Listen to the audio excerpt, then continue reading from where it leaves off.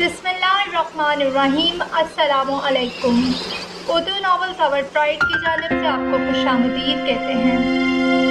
आज जो नॉवलेट हम आपके लिए लाए हैं इसका नाम है बेनाम सा रिश्ता, जिसकी मुसन्निफा आयशा उमर है, जिसे पढ़ा सिदरा शहबाज ने। मज़ीद नॉवेल सुनने के लिए हमारे चैनल को लाइक कीजिए, सब्सक्राइब कीजिए, शेयर कीजिए और कमेंट करना मत भूलिएगा। चलते हैं नॉवलेट की जानिब।